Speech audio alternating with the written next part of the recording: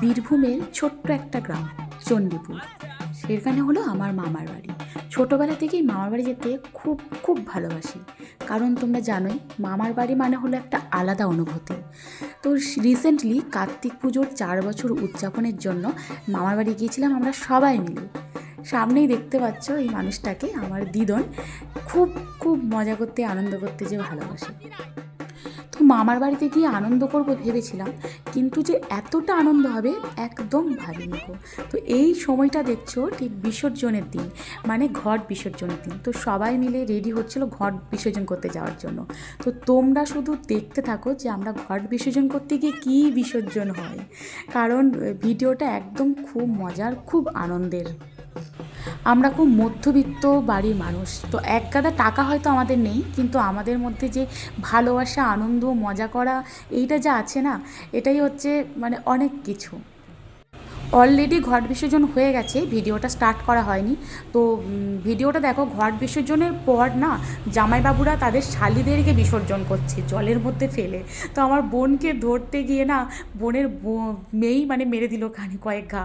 তো জামাইবাবুরা কেন একা শালিকে ভাসাবে, শালিরাও তার সঙ্গে লাগবে। তো ছোটো বোন একজন জামাইবাবুকে টেনে নিয়ে গিয়ে জলে নামাচ্ছে। আর সবথেকে মানে যেটা ভয়ঙ্কর ব্যাপার সেটা হচ্ছে ওই পুকুরের জলে ওই শানটা না প্রচুর স্লিপ ছিল, প্রচুর স্লিপ কাটছিল। তো দেখো কীভাবে ধরে ধরে জলে নামাচ্ছে, দেখো এটা যে কতটা আনন্দের মানে বলে বোঝানো যাবে না। তো শালারা আর শালিরা মিলে তো জামাইবুকে চোবাতে ঠিক গেল, কিন্তু তার মধ্যেও আছে একটা ভালোবাসা, কারণ জামাইবুকে সবাই ধরে আছে যাতে সেখানে স্লিপ কেটে না পড়ে যায়। এরপর দেখো আমার টান এলো, সবাই মিলে আমাকে ধরে, বোনেরা আর বোনের বর আমাকে ধরে নামায়। আমি এত চেষ্টা করলাম যেন আমাকে না নামায়, কিন্তু আমাকেও ছাড় দিল না। খুব ভালোভাবে আমাকে কী সুন্দর নামিয়ে দিল, জাস্ট পড়ে যাচ্ছিলাম, হাজব্যান্ড এসে ধরলো আমাকে। সত্যি এই ব্যাপারগুলো যে কতটা আনন্দের মানে জাস্ট ভাবা যায় না। এখন বাড়ি ফেরার পরে 100 বার শুধু ভিডিওগুলো দেখছি আর মন খারাপ করছি। তো আমাকে যখন ডোবালি তখন আমি বা তোদের ছাড়বো কেন ভাই, তখন তোদের প্রত্যেককে আমি আবার চোবাবো। এত চোবানোর পর এখন ভাবনা চিন্তা চলছিল যে কাকে ডোবানো যায়। তো শালা শালিরা ভাই বোনেরা যখন আনন্দ করলো, তখন তাদের শ্বশুর মা মাসি এরা কেন বাদ যায়, এই দিকটাও তো একটু ভাবনা চিন্তা করে লক্ষ্য করতে হবে না? তো সবাই ভাবছিল এবার কাকে ডোবানো যায়।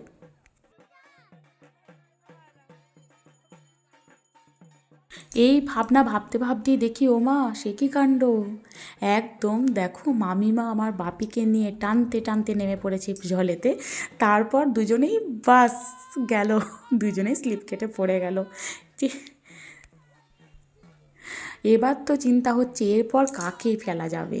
তো নিয়ে এলো আমার বুনিকে, আমার বোনের মেয়ে তো অসম্ভব কাঁদছে, দেখো রাস্তায় শুয়ে পড়েছে বুনিকে জলের চোন নিয়ে আসছে বলে। তো জামাইবাবুরা বোনেরা সব বোনকে নিয়ে একদম জলের মধ্যে নামিয়ে তো আচ্ছা তাড়িয়ে দিল। আর মামিমা উঠে যাচ্ছে তার আর একটা ভগ্নিপতিকে আনার জন্য, মানে নন্দাইকে আনার জন্য।